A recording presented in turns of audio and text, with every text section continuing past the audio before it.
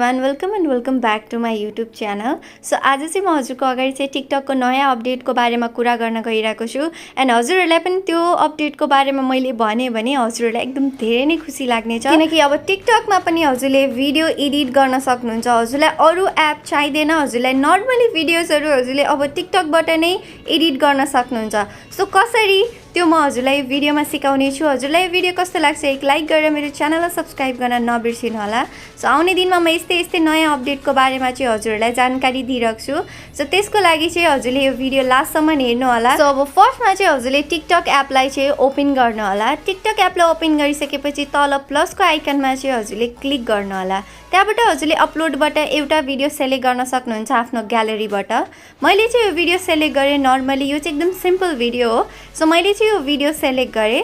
अब यो video select गरिसकेपछि चाहिँ हजुरले चाहिँ त्यहाँ साइडमा माथि स्टुडियो भन्ने अप्सन देखिरहनु भएको होला। सो हजुरले त्यो स्टुडियो भन्ने अप्सनमा क्लिक गर्नु होला। त्यसपछि हजुरले चाहिँ यहाँनिर देख्न सक्नुहुन्छ धेरै खालको फिचरहरू हजुरले देख्न सक्नुहुन्छ। सो यो इन्टरफेस हेर्दाखेरि सेम टु सेम मलाई क्यापकटको याद आउँछ, बिकज क्यापकटको इन्टरफेस सेम टु सेम यस्तै नै थियो। अब चाहिँ हजुरले सुरुमा चाहिँ भिडियोमा क्लिक गर्नु होला। भिडियोमा क्लिक गर्ने बित्तिकै हजुरले अरू पनि अप्सनहरू देख्न सक्नुहुन्छ। हजुरले यहाँनिर split, speed, volume, rotate, delete धेरै अप्सन देख्न सक्नुहुन्छ। सो अनवान्टेड चाहिँ क्लिप डिलिट गर्नको लागि स्प्लिट गर्ने, नर्मली डिलिट गर्ने, त्यो एकदम इजी पार्ट भयो, हजुरलाई थाहा नै छ। र हजुरलाई कुनै पार्टमा स्लो मोसन राख्नु छ भने चाहिँ हजुरले बिचको कुनै पार्टलाई चाहिँ स्प्लिट गर्नु होला। त्यसपछि हजुरले स्पिडमा क्लिक गर्ने। त्यसपछि हजुरले स्पिड जति कम राख्नुभयो त्यति स्लो हुन्छ र जति धेरै राख्नुभयो त्यति नै फास्ट हुन्छ। सो स्लोमो चाहिँ हजुरले 0.2 भन्दा चाहिँ तल नराख्नु होला, त्यो अलि अड्केर चल्छ। सो 0.1मा चाहिँ हजुरले यहाँ देख्न सक्नुहुन्छ एकदम अड्किरहेको छ।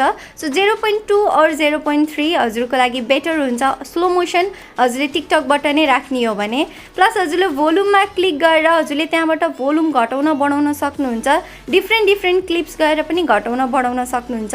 सो यो अप्सन पनि मलाई एकदम धेरै नै राम्रो लाग्यो। सो यसरी हजुरले भोल्युम एडजस्ट गरेर हजुरले नर्मली सेभ गरिदिनु होला।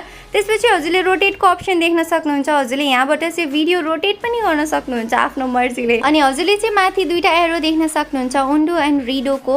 सो हजुरले त्यहाँबाट पनि भिडियोहरूलाई एडजस्ट गर्न सक्नुहुन्छ। अब हजुरले चाहिँ त्यहाँनिर एडिट पछि साउन्डको अप्सन देख्न सक्नुहुन्छ। सो हजुरले नर्मली साउन्डको अप्सनमा क्लिक गरेर एड साउन्डमा क्लिक गर्नु होला। त्यसपछि हजुरले टिकटकले नै सजेस्ट गरेको साउन्ड पनि राख्न सक्नुहुन्छ। अदरवाइज माथि माई साउन्डमा क्लिक गरेर आफ्नो मोबाइलमा भएको साउन्डहरू पनि राख्न सक्नुहुन्छ। सो मैले नर्मली चाहिँ यहाँनिर फर युमा आएको एउटा साउन्ड राखेँ। सो यसरी चाहिँ साउन्ड राखिसकेपछि चाहिँ हजुरले तलपट्टि चाहिँ अप्सन देख्न सक्नुहुन्छ। त्यहाँनिर क्लिक गर्ने बित्तिकै रिप्लेस साउन्ड हजुरले रिप्लेस पनि गर्न सक्नुहुन्छ। रिप्लेस साउन्डमा क्लिक गरेर त्यसपछि चाहिँ हजुरले राखेको साउन्डको भोल्युम पनि कम बेस गर्न त्यहाँबाट मिल्छ। त्यति नै गरेर हजुरले एडजस्ट गरेर सेभ गर्न सक्नुहुन्छ। अदरवाइज डिलिट गर्नु छ भने डिलिटको अप्सन पनि हजुरले त्यहाँनिर देख्न सक्नुहुन्छ। अनि हजुरले चाहिँ जुन भिडियो सेलेक्ट गर्नुभएको हुन्छ त्यसको साउन्डलाई चाहिँ म्युट गर्नु छ भने हजुरले साइडमा म्युटको अप्सन देख्न सक्नुहुन्छ भिडियोको डाइरेक्ट साइडमा। सो मैले चाहिँ यहाँनिर त्यो साउन्डहरूलाई चाहिँ म्युट गरिदिएँ एन्ड जुन एड रहेको साउन्ड छ त्यसलाई मात्र राखेँ। सो यसरी चाहिँ हजुरले एडिट गर्नु होला। प्लस यसरी हजुरले सबै कुरा एडिट गर्दै जाँदाखेरि हजुरले त्यहाँनिर तलपट्टि चाहिँ एक्स्ट्रा रहेको म्युजिकलाई कसरी एडजस्ट गर्ने भन्दा त्यहाँनिर स्प्लिट गर्ने अप्सन छैन। सो स्प्लिट गर्ने अप्सन नहुँदाखेरि हजुरले स्क्रल गर्दै जाने र त्यसलाई चाहिँ हल्का यसरी नै एडजस्ट गर्ने, जसरी मैले यहाँनिर गरिरहेको छु। अब यसरी चाहिँ साउन्ड अनि प्लस सबै कुरा एडजस्ट गरिसकेपछि चाहिँ टेक्स्टमा क्लिक गर्ने। त्यसपछि एड टेक्स्टमा क्लिक गरेर हजुरलाई कुन टेक्स्ट राख्नु छ हजुरले त्यहाँबाट टेक्स्ट राख्न सक्नुहुन्छ। त्यसपछि हजुरलाई चाहिँ भिडियोको कुन पार्टमा राख्नु छ त्यसलाई मुभ गरेर राख्न सक्नुहुन्छ।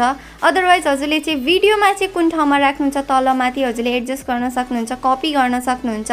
अनि त्यसपछि चाहिँ हजुरले त्यहाँनिर चाहिँ त्यसलाई क्लिक गरेर त्यसको यहाँनिर फन्टहरू पनि चेन्ज गर्न सक्नुहुन्छ। त्यसपछि तल हजुरले चाहिँ टेक्स्ट टु स्पिच भन्ने चाहिँ हजुरले अप्सन देख्नुहुन्छ। त्यसमा क्लिक गर्ने बित्तिकै चाहिँ हजुरले टिकटकमा सुन्नुभएको होला, गुगल भोइसमा चाहिँ बोलेको सुन्नुभएको होला। त्यो अप्सनले चाहिँ सेम टु सेम त्यही नै बोलेर सुनाउँछ जुन हजुरले चाहिँ टेक्स्ट लेख्नु भएको हुन्छ, त्यो पनि गुगल भोइसमा। अब त्यसपछि चाहिँ म ब्याक आउँछु। ब्याक आइसकेपछि हजुरले ओभरले देख्नुहुन्छ। ओभरलेमा क्लिक गरेर एड ओभरलेमा क्लिक गरेर मैले एउटा फोटो सेलेक्ट गरेँ। हजुरले भिडियो पनि सेलेक्ट गर्न सक्नुहुन्छ। सो मैले चाहिँ यहाँनिर फोटो सेलेक्ट गरेँ। त्यसपछि त्यसलाई ड्र्याग गरेँ अनि हजुरले ड्र्याग गरेर कुनै पनि ठाउँमा राख्न सक्नुहुन्छ। अनि प्लस भिडियोको कुन साइडमा हजुरले फोटो राख्ने हो, भिडियो राख्ने हो, हजुरले यहाँबाट ओभरले यसै गरी नै राख्न सक्नुहुन्छ। सो मैले चाहिँ यसरी नर्मली ओभरले राखेँ।